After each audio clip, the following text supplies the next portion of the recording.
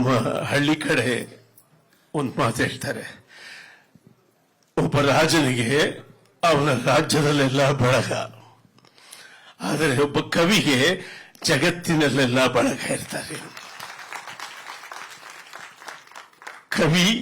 ಕವಿರತ್ನನ ಗೆಳೆಯ ನಾಗೇಂದ್ರ ಪ್ರಸಾದ್, ಬಹಳ ದೊಡ್ಡ ಶೀರ್ಷಿಕೆಯನ್ನ ನಿನ್ನ ತಲೆ ಮೇಲೆ ಹೊತ್ಕೊಂಡಿದೀಯ.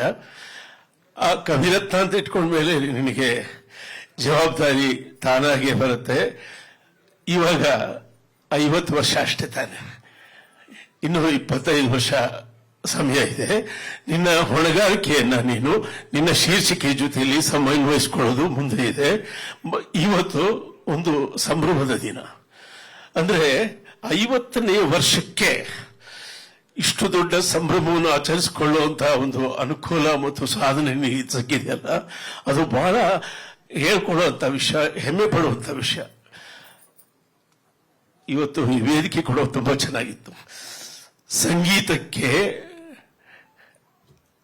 ಸಕಲ ದೈವಗಳು ಮಾನ್ಯ, ಸಂಗೀತಕ್ಕೆ ಸಕಲ ದೈವಗಳು ಮಾನ್ಯ, ಸಾಹಿತ್ಯಕ್ಕೆ ಅನ್ಯವೆಂಬುದೇ ಇಲ್ಲ. ಸಂಗೀತಕ್ಕೆ ಸಕಲ ದೈವಗಳು ಮಾನ್ಯ, ಸಾಹಿತ್ಯಕ್ಕೆ ಅನ್ಯವೆಂಬುದೇ ಇಲ್ಲ.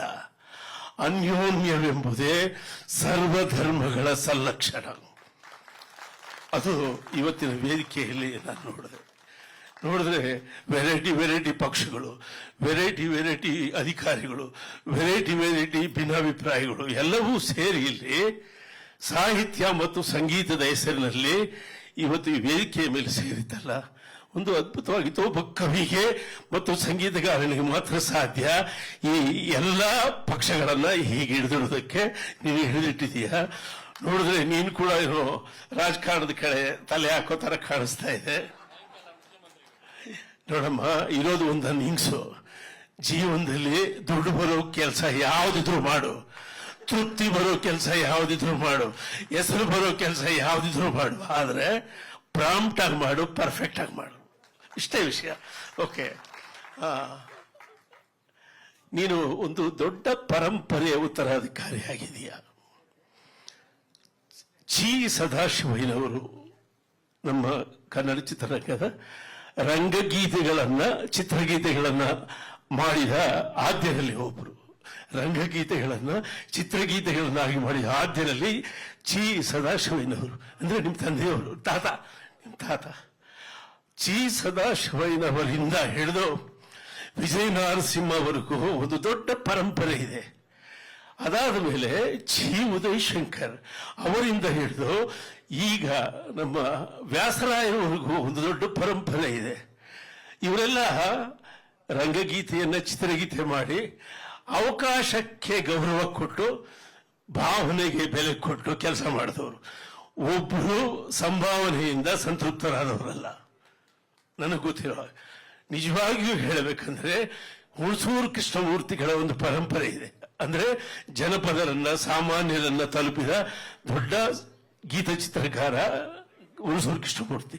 ಆ ಪರಂಪರೆಯಲ್ಲಿ ನಾವೆಲ್ಲ ಬರ್ತೀವಿ. ನಾನು ನಾಗೇಂದ್ರ ಪ್ರಸಾದ್ ಸ್ವಲ್ಪ ಹುಣಸೂರು ಕೃಷ್ಣಮೂರ್ತಿಗಳು ಸಂಭಾವನೆ ನೋಡಿದ್ರು. ಆದರೆ ನಿಜವಾಗಿಯೂ ಈ ವೃತ್ತಿಯಲ್ಲಿ ಸಂಭಾವನೆ ನೋಡಿದವನು ಕರ್ನಾಟಕದಲ್ಲಿ ಹಂಸಲೇಖ ಮೊದಲು. ನನ್ನನ್ನು ಮೀರಿಸಿದವನು ನಾಗೇಂದ್ರ ಪ್ರಸಾದ್.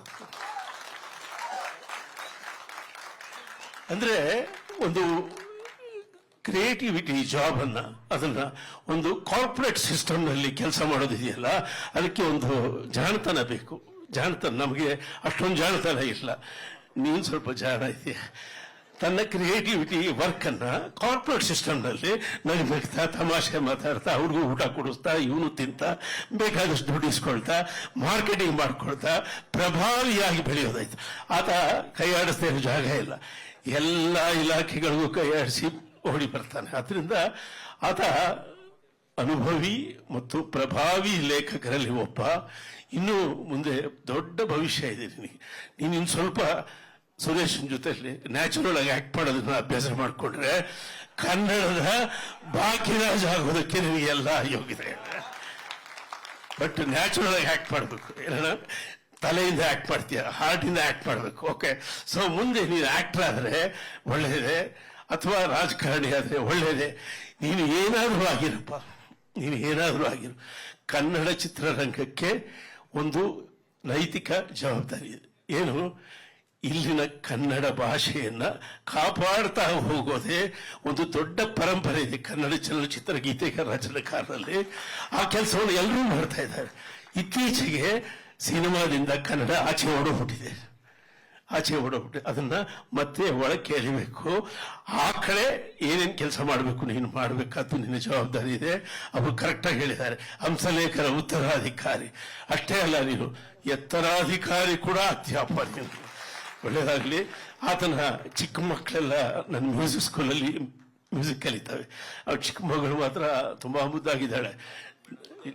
ಇಲ್ಲೋ ಓಹೋ ಇಷ್ಟೇ ತರ ಆಗ್ಬಿಟ್ಟಿದೀಯಾ? ವೆರಿ ಗುಡ್, ವೆರಿ ಗುಡ್, ವಾ, ವೆರಿ ಗುಡ್. ಓಕೆ. ಸೊ ಹಾಗಾಗಿ ನಿನ್ನ ಮುಂದಿನ ಭವಿಷ್ಯವನ್ನು ಪ್ಲಾನ್ ಮಾಡಿ ರಾಜಕಾರಣಿಯಾಗು ಅಥವಾ ನಿರ್ದೇಶಕನಾಗು, ನಟನಾಗು, ನಿರ್ಮಾಪಕನಾದ್ರೆ ಬಹಳ ಒಳ್ಳೇದು, ಎಲ್ರಿಗೂ ಅನುಕೂಲ ಆಗುತ್ತೆ. ಒಳ್ಳೇದಾಗ್ಲಿ. ಏನಂದರೆ 50 ವರ್ಷಕ್ಕೆ ಸಂಭ್ರಮವನ್ನು ಅನುಭವಿಸುವ ಒಂದು ಅವಕಾಶ ಇದೆಯಲ್ಲ, ಬಹಳ ದೊಡ್ಡ ವಿಷಯ ಅದು. ಉದಯಶಂಕರ್ ಅವರು ಕಾಣದ ಸೌಭಾಗ್ಯ ಅಲ್ವಾ? ಪ್ರಭಾಕರ್ ಶಾಸ್ತ್ರಿಗಳು ಕಾಣದ ಸೌಭಾಗ್ಯ. ಅವ್ಯಾರು ಕಾಣದ ಸೌಭಾಗ್ಯವನ್ನು ನೀನು ಕಾಣ್ತಾ ಇದೆಯಾ? ನೀನು ಅವ್ರಿಗೆ ಋಣಿಯಾಗಿರ್ಬೇಕು ಅಂತ ಹೇಳ್ತಾ 100 ವರ್ಷ ಸುಖವಾಗಿರು ಅಂತ ಹೇಳಿ ನಾನು ಆಶೀರ್ವಾದ ಮಾಡ್ತೀನಿ. Happy birthday to you.